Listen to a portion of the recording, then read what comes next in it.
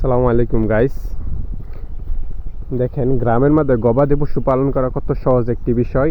এই দেখেন একটি গবাদি পশু গরু, তার সারাদিনে খাওয়ার কোনো টেনশন নাই, খাবারের কোনো টেনশন নাই। সারাদিন গ্রামে থাকবে, নানান জায়গায় ঘুরবে, আর মনে করেন যে সবুজ ঘাস, সবুজ সুন্দর একটা গাছ আছে আল্লাহ তাআলার নিয়ামত, সেই ঘাস খাবে, তার খাওয়ার কোনো চিন্তা নাই।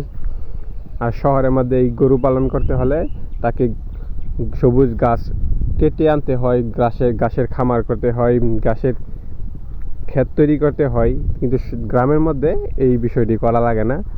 সকালে তাদের ছেড়ে দিলেই তারা নানান জায়গা থেকে সবুজ ঘাস, প্রাকৃতিক ঘাস খেয়ে জীবন যাপন করে। এই দেখেন একটি ছাগল, তারও কোনো টেনশন নাই, খাবারের কোনো চিন্তাই নেই। মালিক ছেড়ে দিয়েছে, সে সারাদিন ঘাস খাবে, ঘাস খেয়ে আবার সন্ধ্যায় আবার বাড়ি চলে যাবে। ওই দেখেন আরেকটি। আসলে গ্রামের মজাই আলাদা। গ্রামের মধ্যে কত জিনিস, কত সুন্দর সুন্দর জায়গা দেখা যায়, সবুজ গাছপালা। কিন্তু শহরের মধ্যে আপনি এটা পাবেন না। দেখেন আপনাদের আমি দেখাচ্ছি, আরও নানান ধরনের জিনিস আছে। ওই দেখেন আরেকটি সাদা গরু, তারপর মাঠে খালি শুধু গরু আর গরু। এই যে দেখেন, এই যে আরেকটি, এই যে ওই পাশে আরেকটি দেখা যাচ্ছে। তাদের খাবারের কোনো টেনশন নাই।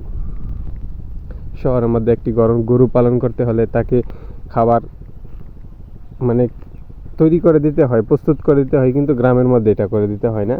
কত সুন্দর দেখেন।